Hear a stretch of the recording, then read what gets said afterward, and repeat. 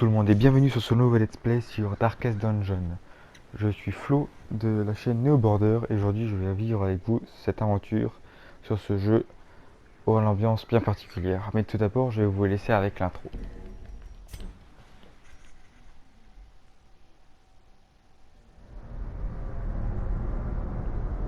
Ruin has come to our family.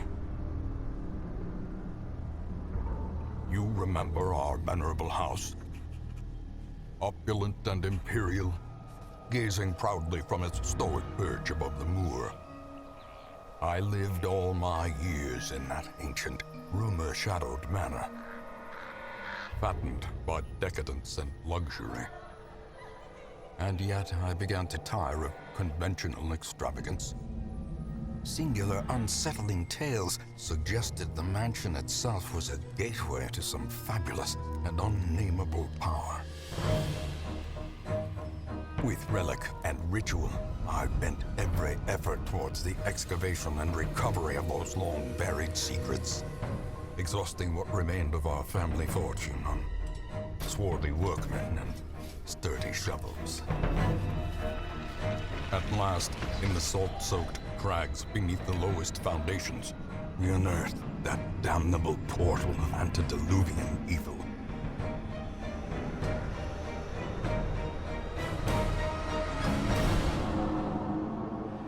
Our every step unsettled the ancient earth, but we were in a realm of death and madness.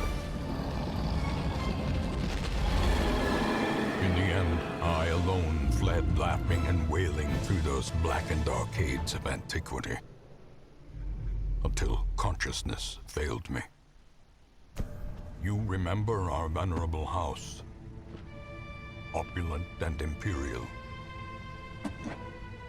It is a festering abomination. I beg you, return home, claim your birthright, and deliver our family from the ravenous, clutching shadows of the darkest dungeon.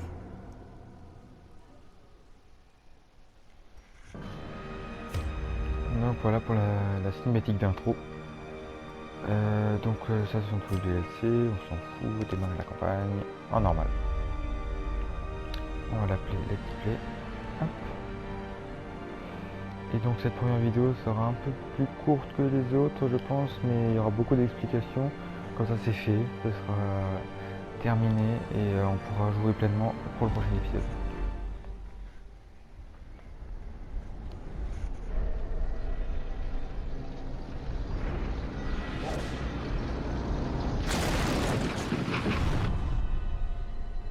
You will arrive along the old road.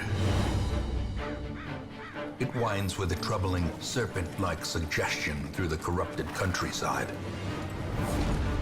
leading only, I fear, to ever more tenebrous places.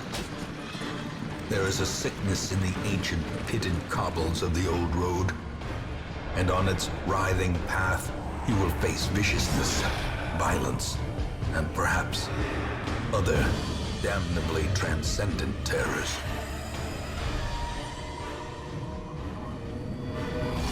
So steel yourself, and remember there can be no bravery without madness.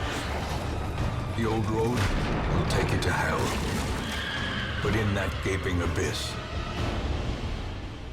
we will find our redemption.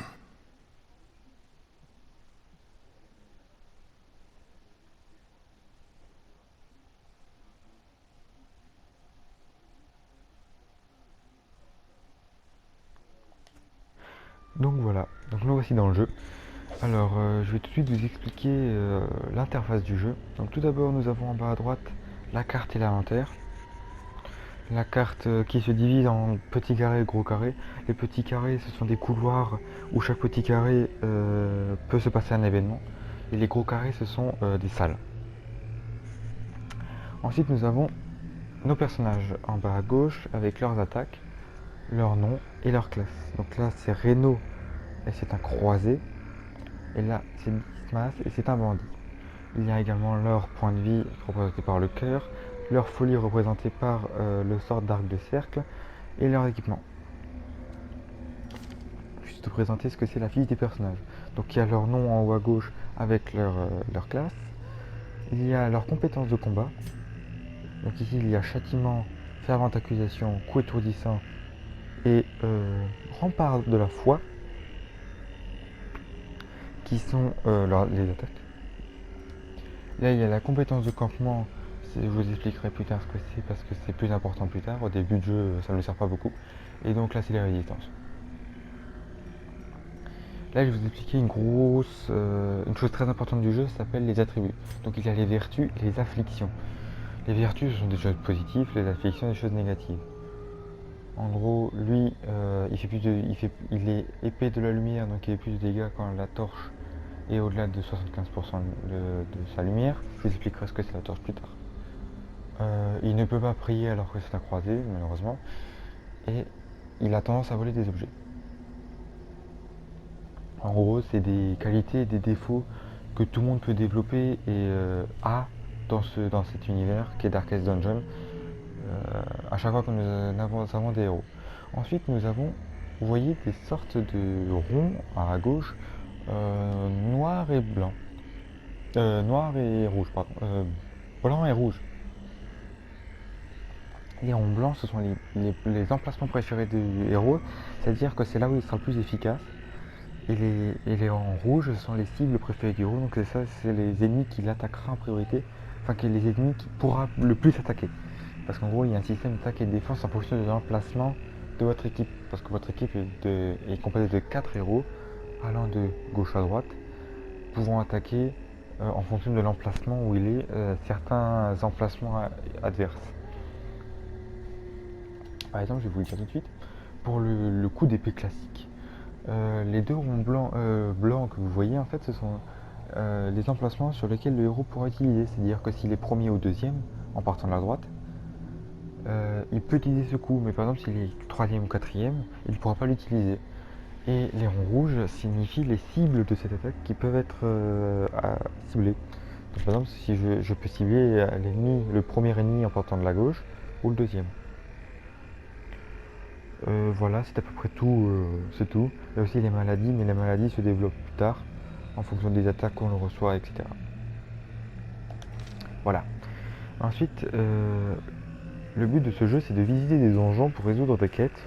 Là, par exemple, c'est de trouver la route vers le hameau. Et là, je rentre en fait dans un... Je vais juste laisser parler. Je vais entrer dans un couloir et en fait, comme vous voyez, la torche, c'est nous, c'est notre équipe. Elle se déplace de case en case. Et comme vous voyez, nous avons l'ennemi. Donc vous allez voir les signes de combat. Par exemple, là, vous voyez, je vais utiliser l'ouvre-veine. C'est une attaque qui peut être utilisée en première, deuxième ou troisième position vers un ennemi en première ou deuxième position. Donc c'est tout simple une fois qu'on a compris, mais au début c'est un peu compliqué.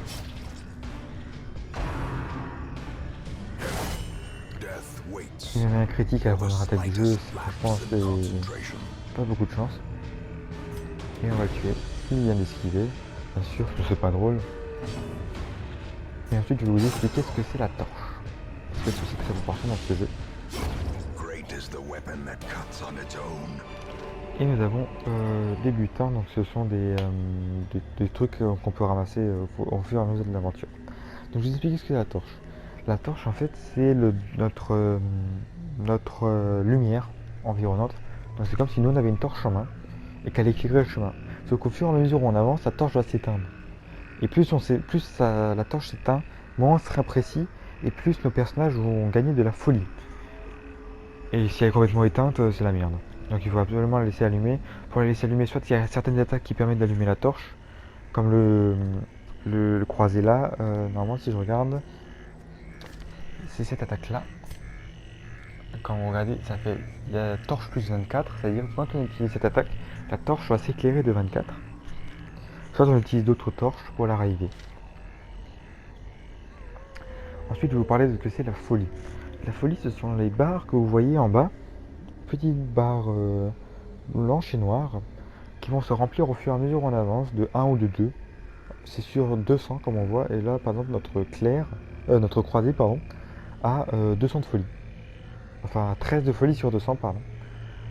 Et plus cette barre augmente, enfin quand cette barre est remplie au maximum, il va se passer ce qu'on appelle la tentation.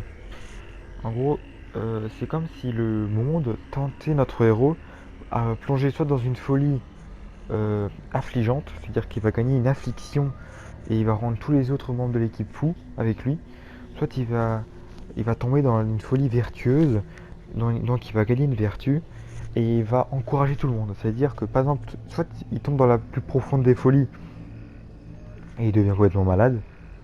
Par exemple, il va gagner, si on est contre des animaux, il va gagner une zoophobie maladive. Ou alors il va gagner, il va être tellement fou qu'il va être courageux, qu'il va se relever et qu'il va dire on va tous les défoncer. Donc ça c'est une des grosses parties du jeu et il faut faire très attention avec ça parce qu'il y a beaucoup d'attaques ennemies qui donnent de la folie et qui est assez dangereux, notamment avec ça. Donc il faut faire très attention.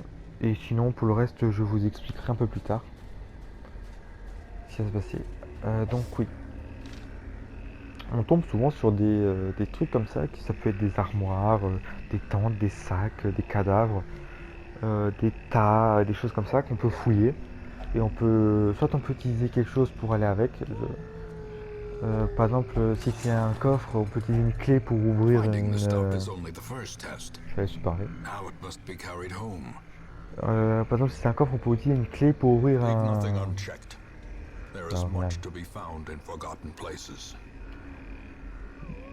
Donc je disais, si c'est un coffre, on peut utiliser une clé par exemple pour ouvrir un compartiment secret.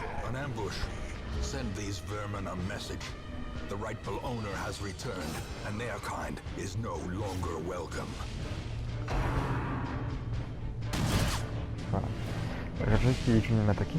Donc par exemple là vous voyez qu'il y a un ennemi qui prend 2 places parce qu'il est gros, tout simplement. Il a plus de vie, forcément. Et un ennemi qui tire au fusil. Donc je disais, oui, on peut utiliser une clé, par exemple, pour ouvrir un compartiment secret ou pour désactiver les pièges. Parce qu'il existe des coffres piégés, oui. Et il existe des pièges qui peuvent être disséminés dans les couloirs, qui peuvent être désactivés avec certains personnages, certains héros, tu peux désactiver des pièges ou non. Les pièges sont assez dangereux parce qu'ils donnent beaucoup de stress en général, mais ils sont assez rares. Donc on va le provoquer un peu en l'accusant. Je ne sais pas en quoi ça lui fait des dégâts, mais bon, ça lui fait des dégâts. Et pour l'instant... Alors oui, là par exemple, vous voyez que mon personnage a bougé parce qu'en fait, l'attaque tir à bout portant qu'il a utilisé fait reculer mon personnage de 1. Donc après, je m'en fous parce que il est très bien en place numéro 2 aussi.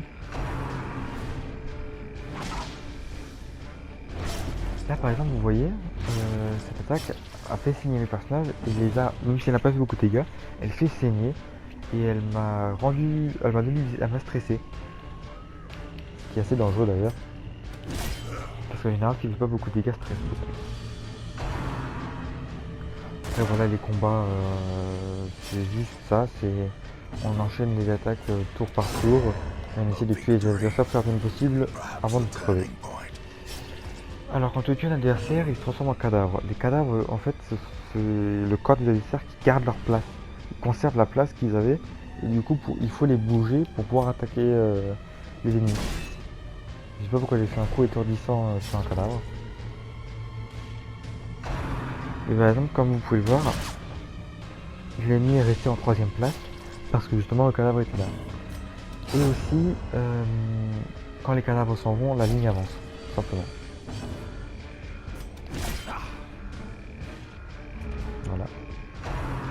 Donc je termine le combat et je vais ouvrir ce coffre et je rentrerai dans un mot parce qu'il me semble que c'est la fin. Voilà. On a gagné. Je vous expliquerai ce qu'on a gagné plus tard. Hop, on va rester. Je n'ai pas de clé, très bien. On va ouvrir ça et ça déclenche un piège forcément et je suis infecté. Que du bonheur.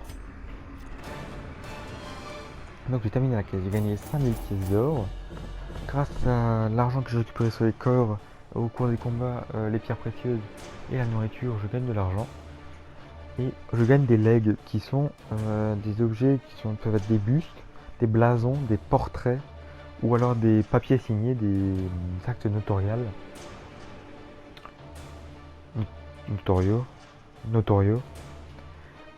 qui vont me permettre d'améliorer les bâtiments qui se trouvent dans le hameau. Mais je vous expliquerai plus tard ce que c'est. Ça c'est un tableau où nos personnages à la fin de quête peuvent développer des afflictions et des vertus. Simplement. Donc là je vais vous présenter un peu le hameau. Welcome home, such as it is. This squalid hamlet, these Donc là corrupted nous avons le lands, hameau qui est composé de la they are diligence. yours now, Donc ce sont des, and you are bound to them. comme c'est marqué, qui permet de recruter des nouveaux héros et ils reviennent après chaque quête. Il y a des nouveaux héros. Il y a la taverne qui permet de déstresser les héros en les faisant boire, jouer au jeu d'argent et aller voir les maisons closes. Le sanatorium qui permet de guérir des vertus ou des vices qui peuvent être embêtants. Le cimetière qui permet de voir les gens morts. L'abbaye qui permet de faire déstresser les héros en priant, en méditant ou en se flagellant. La guilde, je ne sais plus ce qu'elle fait. La forge qui nous permet d'améliorer l'équipement de nos héros. Et Damirma dans la roulotte qui nous vend des objets. Trinkets and charms Simplement. Voilà. gathered from all the forgotten Et corners nous of the avons earth. les mémoires ancestrales qui permettent de In revoir time, les you will know the tragic trophées extent of my ou failings. les cinématiques. Voilà, donc là nous avons la diligence. Women Donc comme dit, and qui nous men, ramène des nouveaux héros à soldiers chaque and fois. outlaws, Et donc nous avons fools and corpses. All un will aspirant find médecin de la their way paix to us now that the qui road est un is clear. soutien soigneur. Et un Fugusprix Fluc à peu près, qui est un vestal, donc qui est une nonne qui soigne. C'est un soigneur Pious and un soigneur unrelenting. des héros. C'est un soigneur, ouais, tout simplement.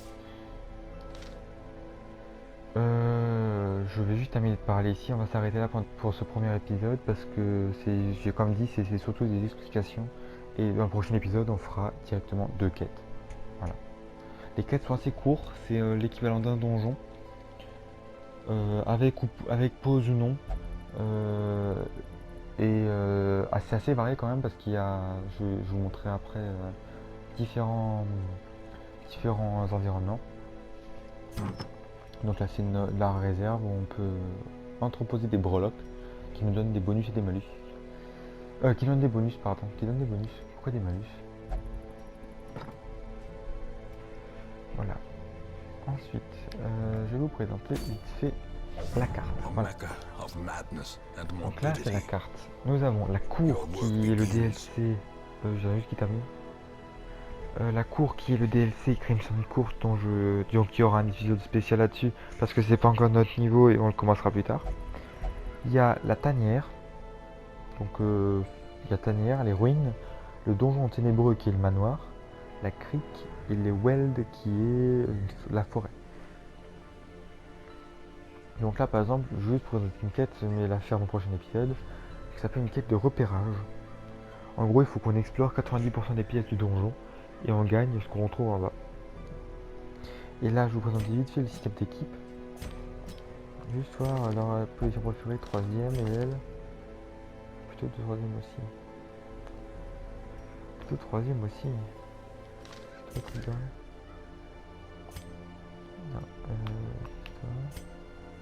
Tac tac tac. Oui, comme vous pouvez le voir, en fait on fait nos emplacements d'équipe en fonction des attaques qu'ils ont. Donc là comme on peut le voir, il y a beaucoup d'attaques qu'il peut faire derrière, donc ça ne dérange pas d'être au fond. Ici, comme ça, je peux mettre mon vestal juste ici. Et là, vous voyez que j'ai fait une équipe préchargée dans le jeu qui s'appelle Red Hook. Parce qu'en fait, il y a des groupes de héros qui forment des équipes particulières qui ont un nom spécial en fonction des endroits où tu les places et des héros que tu as dedans. Voilà. Qu'est-ce que je voulais dire encore? Oui, le système de quête, c'est fait. Voilà, c'est bon, l'argent. Je vous expliquerai encore le système d'inventaire pendant les quêtes, prochain épisode. Most will end up here, covered in Merci de encore Et on fera les quêtes la prochaine fois. Merci beaucoup d'avoir regardé cet épisode en espérant qu'il vous aura plu. J'espère vous avoir fait découvrir ou de redécouvrir un jeu que personnellement j'aime beaucoup. Comme dit, je compte sortir un épisode toutes les 2 semaines environ. En espérant que cette let's play vous plaira. N'hésitez pas à rajouter un commentaire, mettre un pouce bleu ou à vous abonner si c'est pas déjà fait. À la prochaine, salut.